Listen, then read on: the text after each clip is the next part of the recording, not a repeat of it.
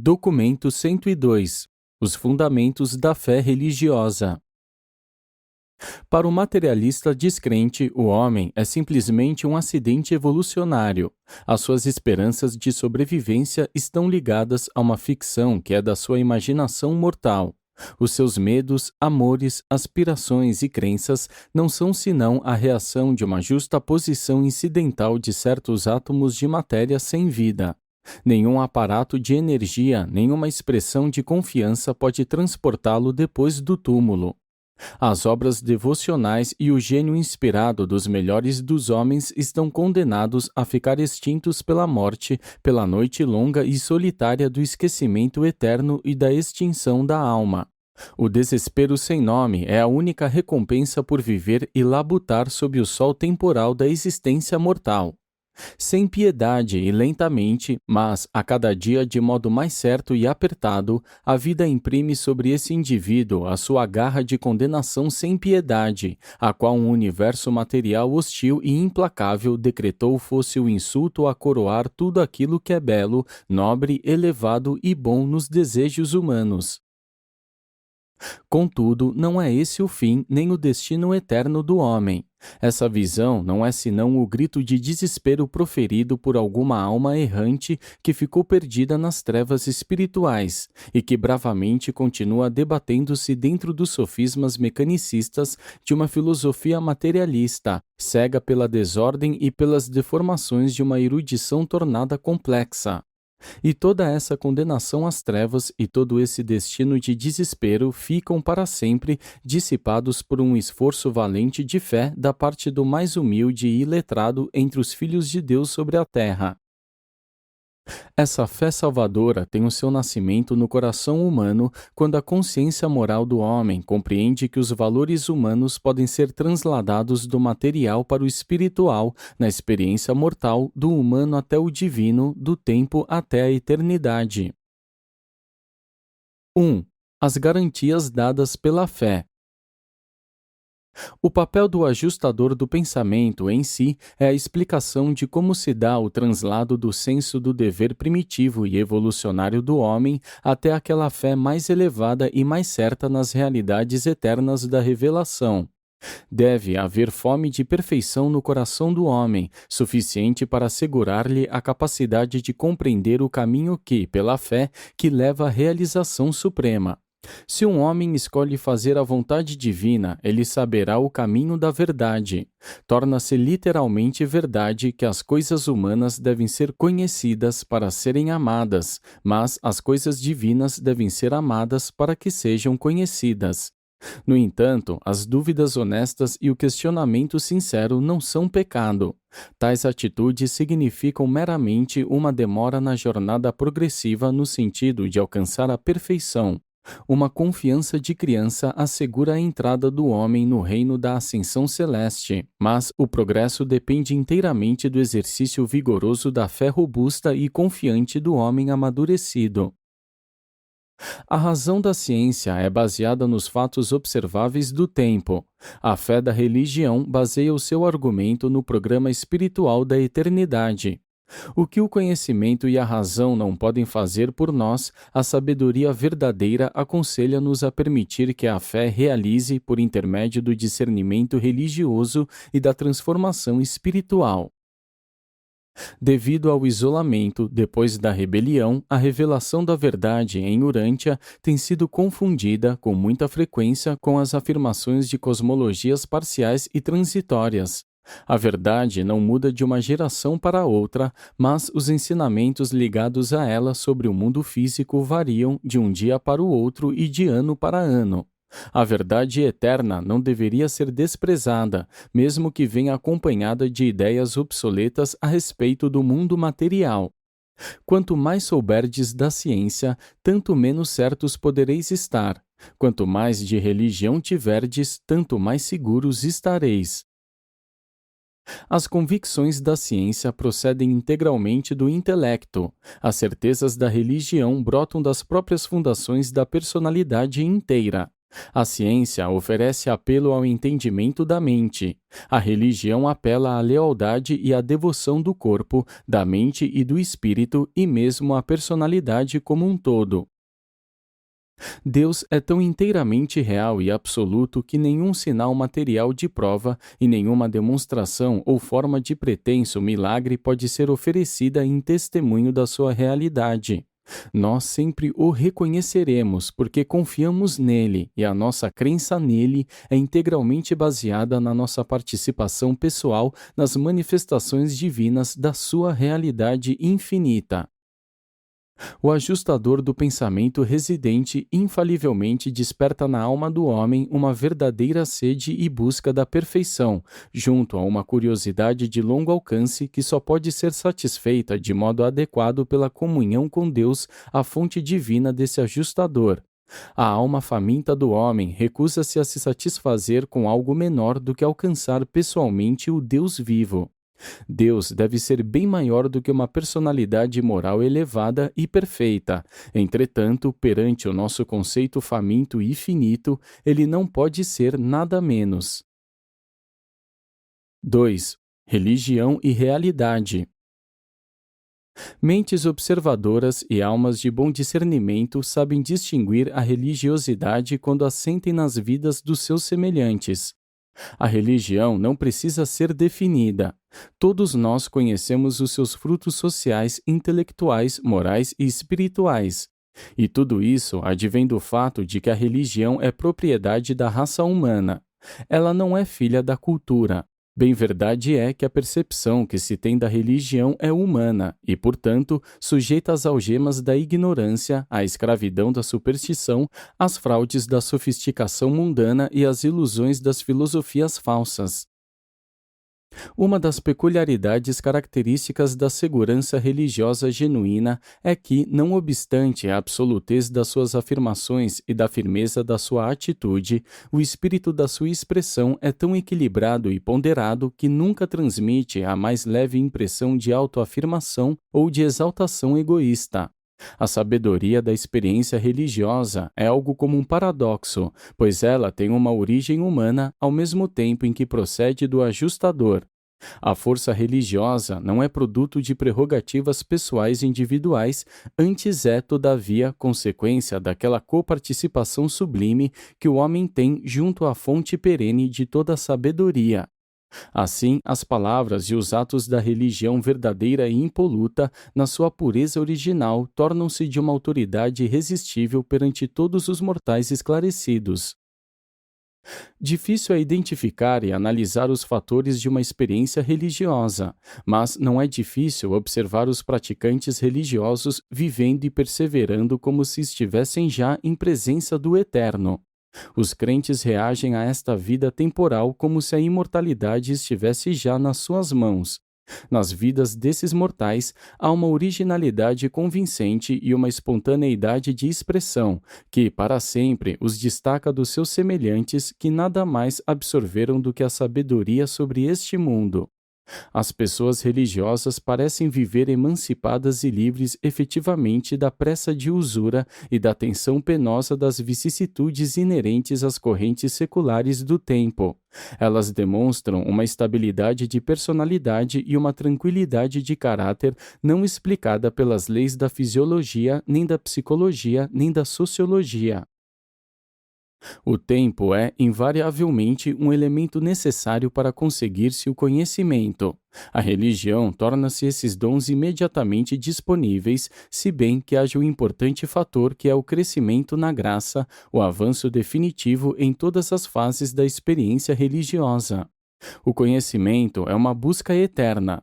Vós estáis sempre aprendendo, mas nunca vos tornareis capazes de alcançar o conhecimento pleno da verdade absoluta. No conhecimento apenas não pode haver jamais nenhuma certeza absoluta, apenas uma probabilidade crescente de aproximação. Mas a alma religiosa com iluminação espiritual sabe e sabe agora. E ainda, essa certeza profunda e evidente não conduz esse homem religioso, mentalmente sadio, a ter um interesse menor pelos altos e baixos do progresso da sabedoria humana, que está ligada estreitamente à sua finalidade material e aos desenvolvimentos lentos da ciência.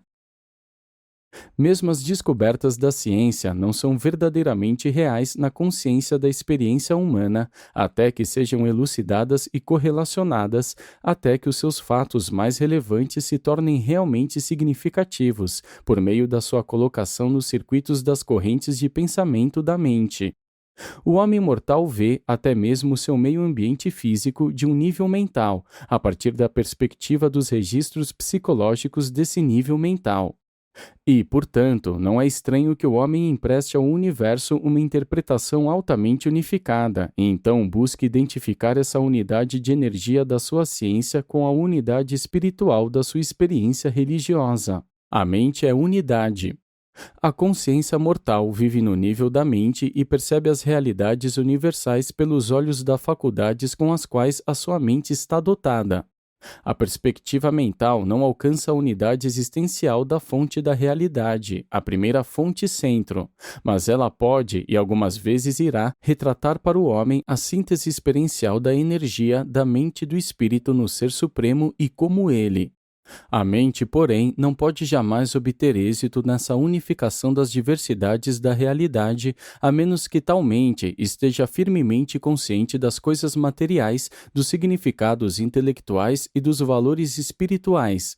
A unidade existe apenas na harmonia da triunidade da realidade funcional, e apenas na unidade existe a satisfação da personalidade quanto à realização da constância e da coerência cósmica.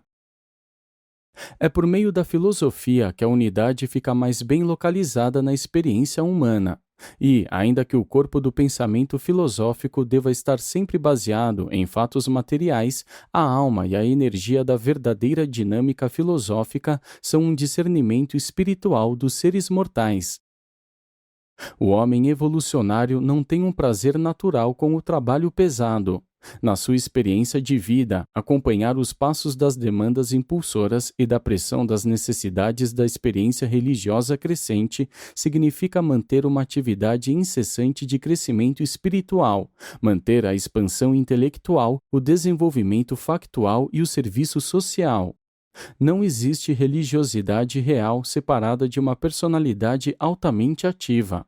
E é por isso que os mais indolentes dos homens sempre buscam escapar dos rigores das verdadeiras atividades religiosas por meio de uma espécie engenhosa de autoenganação, recorrendo ao abrigo falso das doutrinas e dogmas religiosos estereotipados.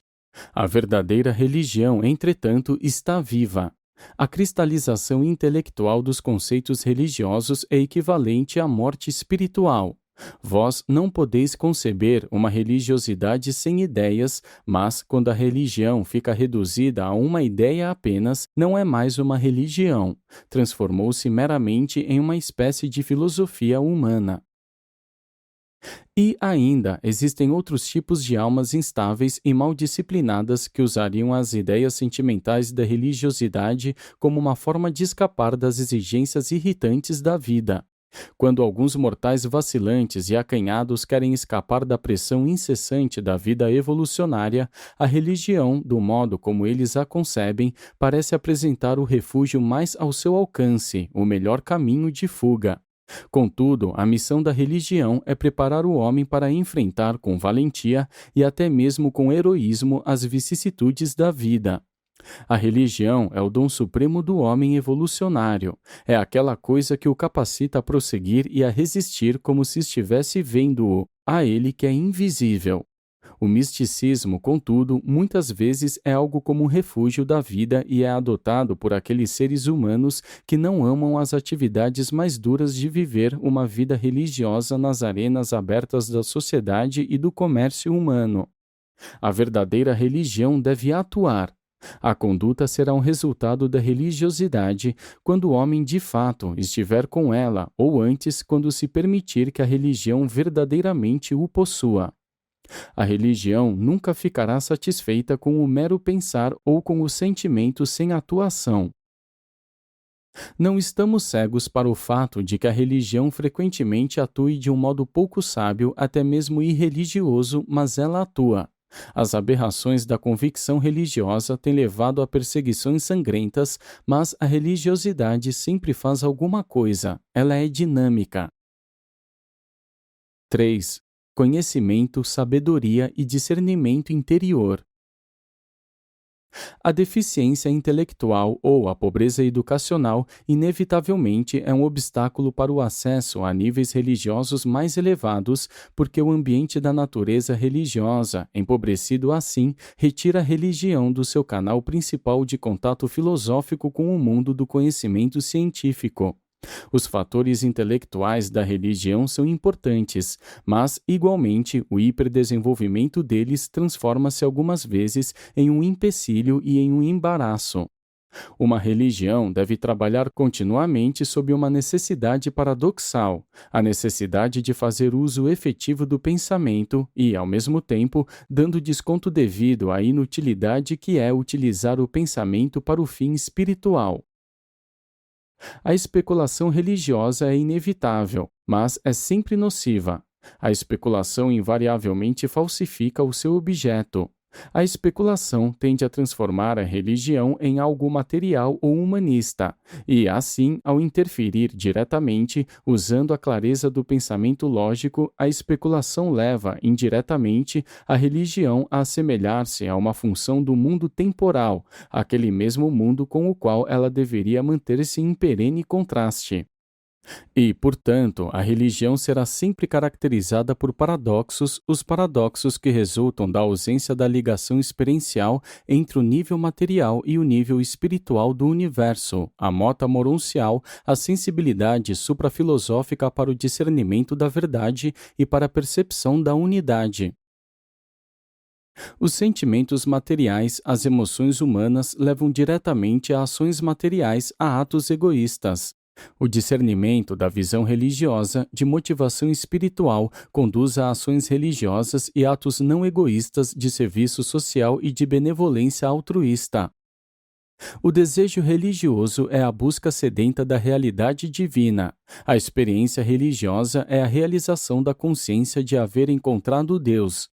E, quando um ser humano encontra Deus, o triunfo dessa descoberta fica experienciado dentro da alma desse ser de um modo tão indescritivelmente efervescente que ele é levado a buscar o serviço amoroso do contato com os seus semelhantes menos iluminados, não para revelar que ele encontrou Deus, mas para consentir que o transbordamento da bondade eterna que inunda a sua própria alma refresca e enobreça os seus semelhantes. A religião real conduz a um serviço social maior.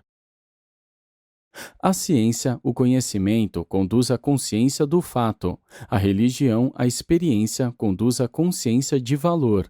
A filosofia, a sabedoria, leva à consciência coordenada.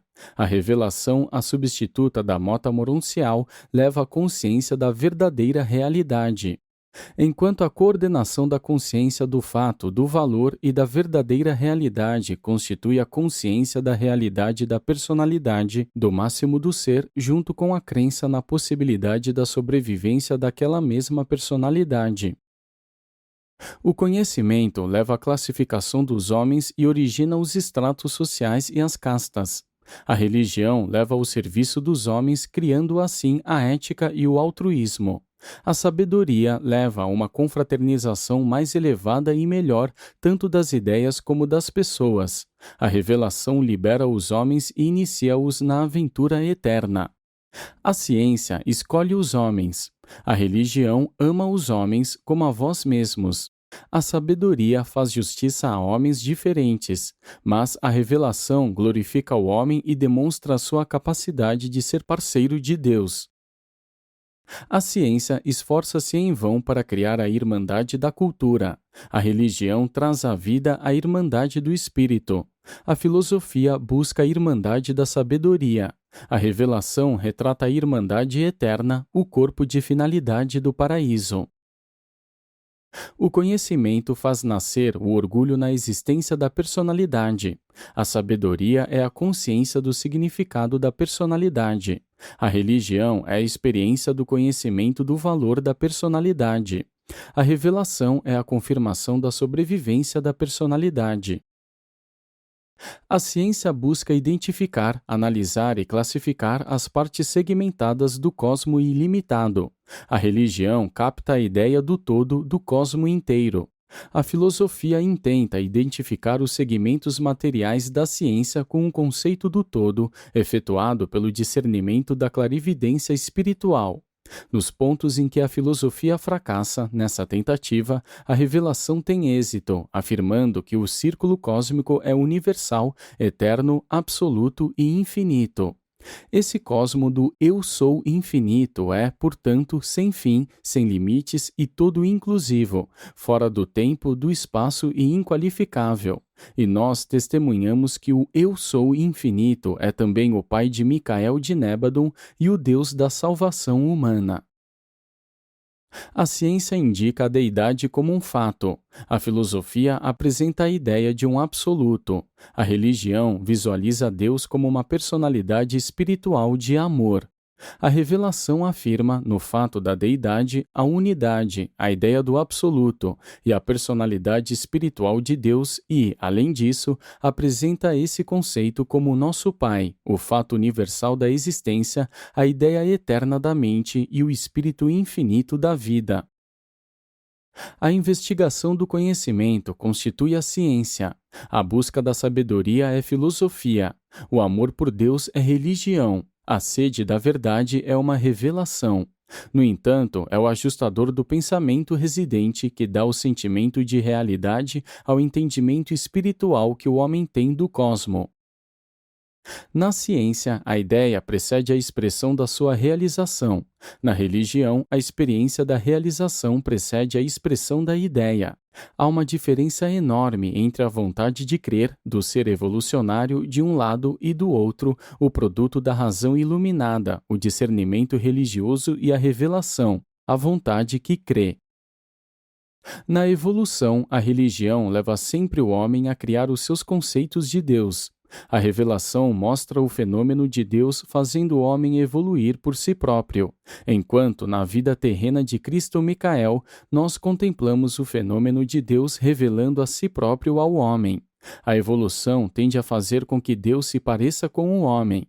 A revelação tende a fazer com que o homem seja semelhante a Deus. A ciência só se satisfaz com as causas primeiras, a religião com a personalidade suprema e a filosofia com a unidade.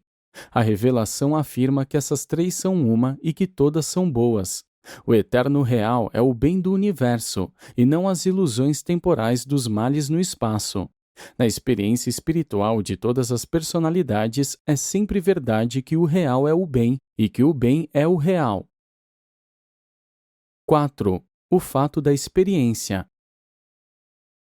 Por causa da presença do ajustador do pensamento nas vossas mentes, para vós não é um mistério maior conhecer a mente de Deus do que estar seguro na consciência de conhecer qualquer outra mente, humana ou supra-humana.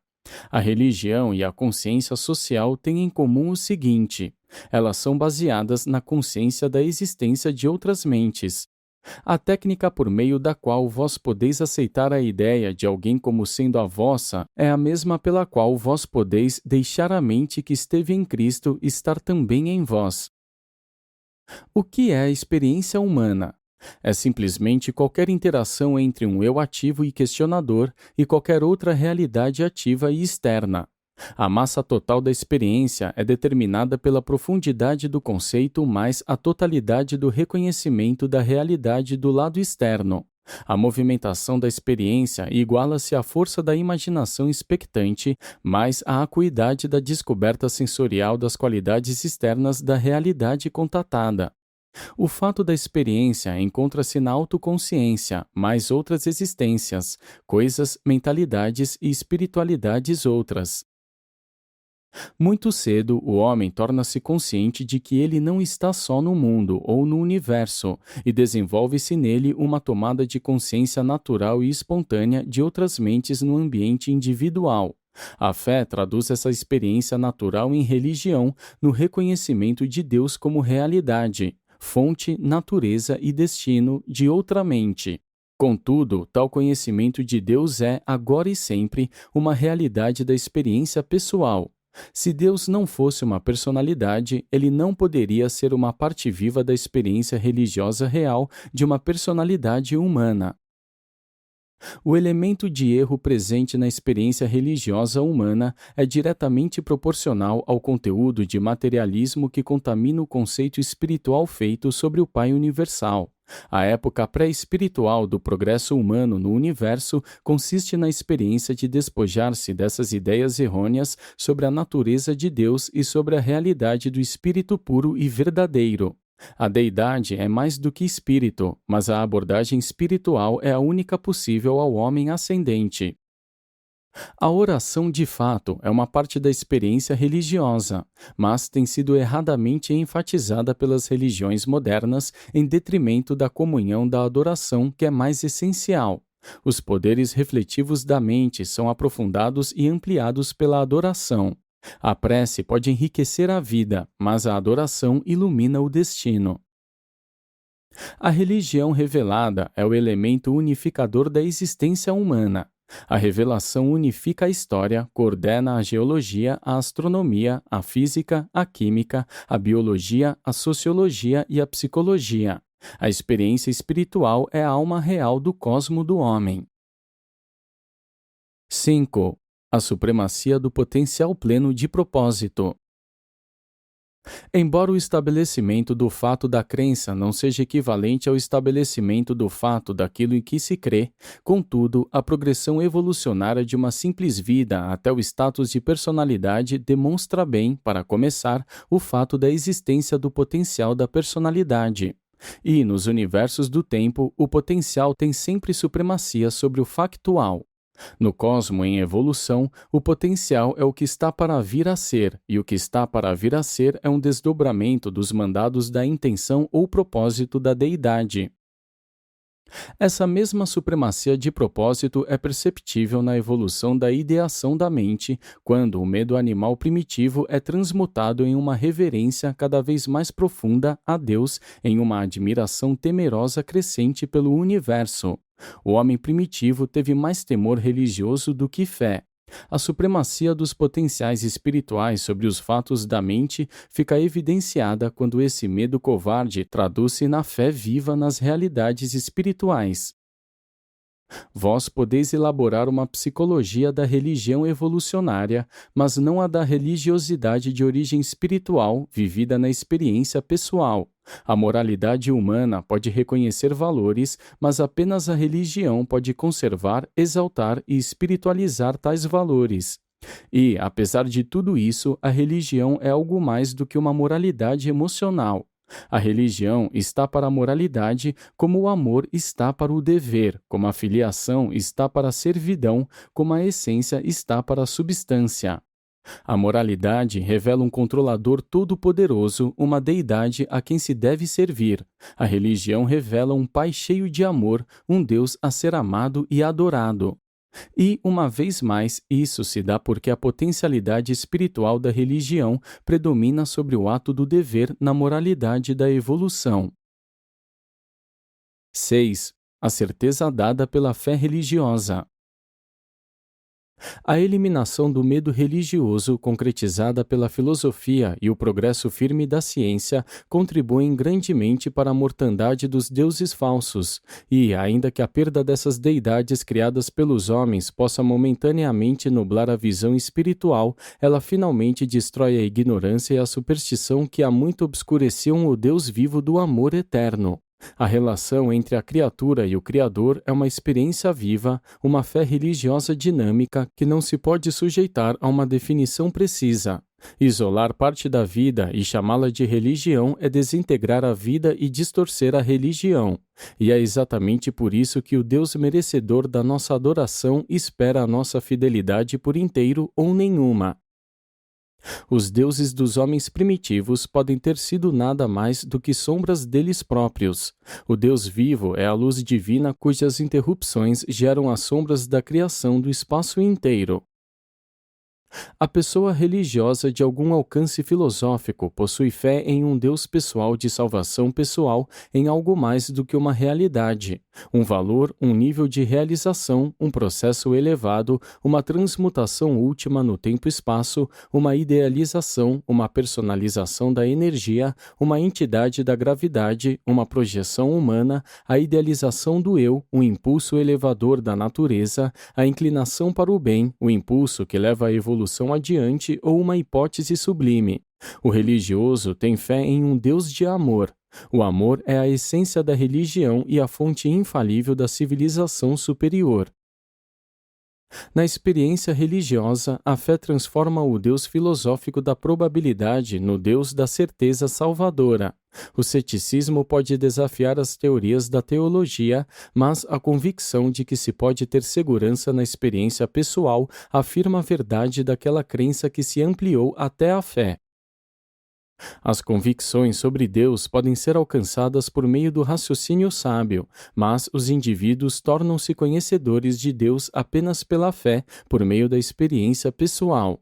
Para muitas coisas da vida, deve-se contar com a probabilidade, mas, ao contatar a realidade cósmica, uma certeza pode ser experienciada quando tais significados e valores são abordados pela fé viva. A alma que conhece a Deus ousa dizer "eu conheço", mesmo quando esse conhecimento de Deus é questionado pelo descrente que nega essa certeza, porque não é totalmente consubstanciada pela lógica intelectual. Para cada um desses incrédulos, o crente apenas responde: "Como sabes tu que eu não sei?" Embora a razão possa questionar a fé sempre pode suplementar tanto a razão quanto a lógica. A razão cria a probabilidade de que até mesmo uma experiência espiritual possa ser transformada em uma certeza moral pela fé. Deus é a primeira verdade e o último fato, e, portanto, toda verdade tem origem nele e todos os fatos existem em relação a ele. Deus é a verdade absoluta. Pode-se conhecer a Deus como verdade, mas para compreender, para explicar a Deus, deve-se explorar o fato da existência do universo dos universos. O imenso abismo entre a experiência da verdade da existência de Deus e a ignorância dessa existência factual pode ser vencido apenas por meio da fé viva. A razão apenas não pode estabelecer a harmonia entre a verdade infinita e o fato universal. A crença pode não ser capaz de resistir à dúvida, nem de suportar o medo, mas a fé é triunfante sempre sobre a dúvida, pois a fé é não apenas positiva, como também é viva. O que é positivo tem sempre vantagem sobre o negativo, a verdade sobre o erro, a experiência sobre a teoria, as realidades espirituais sobre os fatos isolados do tempo e do espaço. A prova convincente dessa certeza espiritual consiste nos frutos sociais do espírito que os crentes, os homens de fé, geram como resultado dessa experiência espiritual genuína. Disse Jesus: "Se vós amardes os vossos semelhantes como eu vos amei, então todos os homens saberão que vós sois discípulos meus." Para a ciência, Deus é uma possibilidade. Para a psicologia, uma coisa desejável. Para a filosofia, uma probabilidade. E para a religião, uma certeza, um fato experiencial na religiosidade. A razão requer que uma filosofia que não pode encontrar o Deus da probabilidade deva ter bastante respeito pela fé religiosa que é capaz de encontrar o Deus da certeza e o encontra. E a ciência não deveria desdenhar a experiência religiosa pelo seu aspecto de credulidade, pelo menos enquanto a ciência persiste em supor que a dotação intelectual e filosófica do homem proveio de inteligências que diminuem à medida que se retroage até o passado remoto, finalmente tendo origem na vida primitiva, que era totalmente desprovida de qualquer pensamento e de qualquer sentimento. Os fatos da evolução não devem ser colocados contra a verdade de que a experiência espiritual da vida religiosa de um mortal conhecedor de Deus traga em si uma certeza e seja uma realidade. Os homens inteligentes deveriam cessar de raciocinar como crianças e tentar usar uma lógica adulta consistente, lógica esta que tolera conceitos da verdade ao longo da observação do fato. O materialismo científico atinge a própria falência quando persiste em face de cada fenômeno que se repete no universo, em basear as suas objeções atuais em uma comparação do que é reconhecidamente mais elevado, referindo-o ao que é reconhecidamente inferior. A coerência requer o reconhecimento das atividades de um Criador com um propósito. A evolução orgânica é um fato. A evolução com um propósito ou progressiva é uma verdade que torna consistente os fenômenos contraditórios, de outro lado, das realizações cada vez mais ascendentes da evolução. Quanto mais rápido for o progresso de qualquer cientista na ciência que escolheu, tanto mais ele abandonará as teorias materialistas do fato em favor da verdade cósmica do predomínio da mente suprema. O materialismo deprecia a vida humana. O Evangelho de Jesus eleva tremendamente e exalta supernamente cada mortal. A existência mortal deve ser visualizada como consistindo da experiência misteriosa e fascinante da realização da realidade da tentativa humana de alcançar acima e da mão divina realizando a salvação abaixo. 7. A convicção provida pelo divino. O Pai Universal, existindo por si próprio, também se explica por si próprio. Ele de fato vive em cada mortal racional. Vós, porém, não podeis estar seguros sobre Deus, a menos que o conheçais. A filiação é a única experiência que torna certa a paternidade. O universo está sofrendo alterações em todas as suas partes. O universo em mudança é um universo dependente. Tal criação não pode ser nem final nem absoluta. Um universo finito é totalmente dependente do último e do absoluto. O universo e Deus não são idênticos. Um é a causa, o outro é o efeito. A causa é absoluta, infinita, eterna e imutável.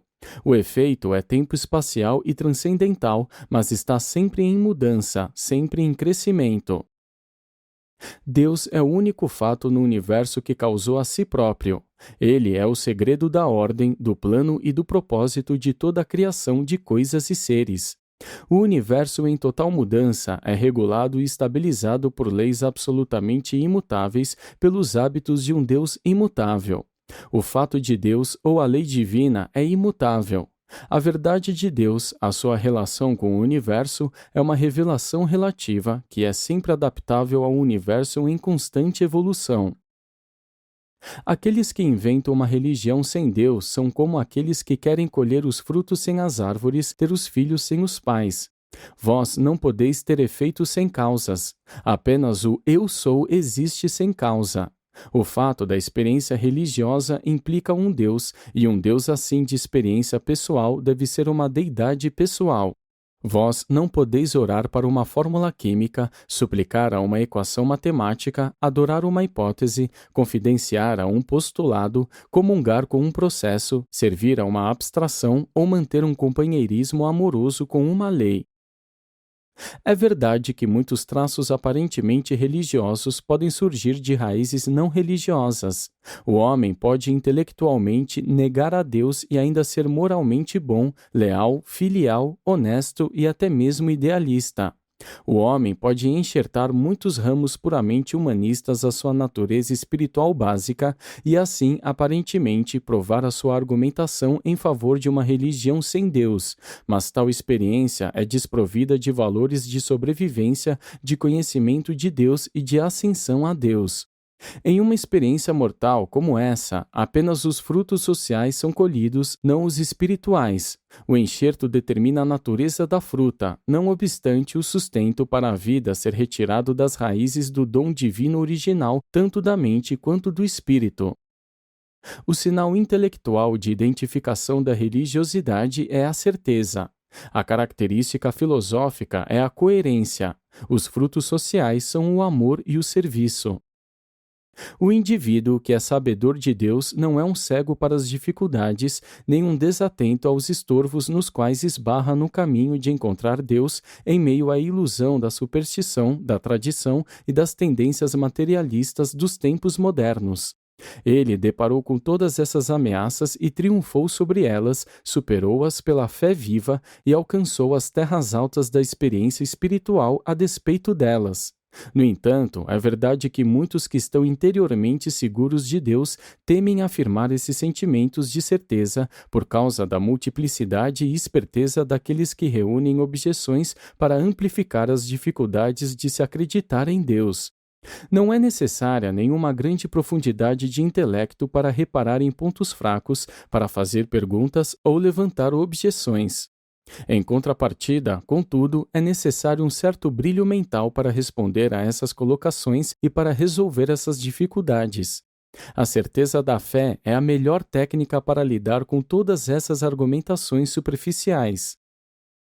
Se a ciência, a filosofia ou a sociologia ousarem ser dogmáticas ao argumentarem com os profetas da religião verdadeira, então os homens sabedores de Deus deveriam responder a um tal dogmatismo injustificado com aquele dogmatismo de visão mais ampla, proveniente da segurança da experiência espiritual pessoal.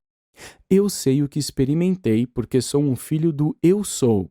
Se a experiência pessoal de um homem de fé for desafiada pelo dogma, então esse filho, nascido pela fé, do Pai experienciável, pode responder àquele dogma incontestável com a afirmação da sua filiação real ao Pai universal. Somente uma realidade inqualificável, um absoluto, poderia ousar ser dogmático de um modo coerente. Aqueles que assumem ser dogmáticos devem-se coerentes, mais cedo ou mais tarde, ser lançados nos braços do absoluto da energia, do universal da verdade e do infinito do amor.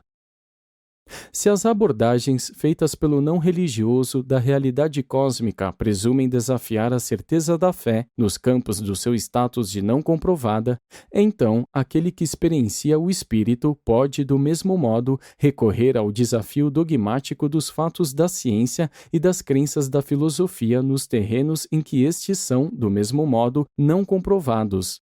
Pois eles são, do mesmo modo, experiências na consciência do cientista ou do filósofo. Sobre Deus, a mais inescapável de todas as presenças, o mais real de todos os fatos, a mais viva de todas as verdades, o mais pleno de amor de todos os amigos e o mais divino de todos os valores, nós temos o direito de tê-lo como na conta da mais certa de todas as experiências do universo. 8. As evidências dadas pela religião. A mais elevada evidência da realidade e eficácia da religião reside no fato da experiência humana. Isto é, está no fato de que o homem, naturalmente temeroso e cheio de suspeitas, dotado inatamente com um instinto forte de autopreservação e aspirando à sobrevivência depois da morte, esteja disposto a confiar plenamente os seus mais profundos interesses do presente e do futuro à guarda e direção do poder da pessoa designada pela sua fé como sendo Deus. Esta é a verdade central de toda religião.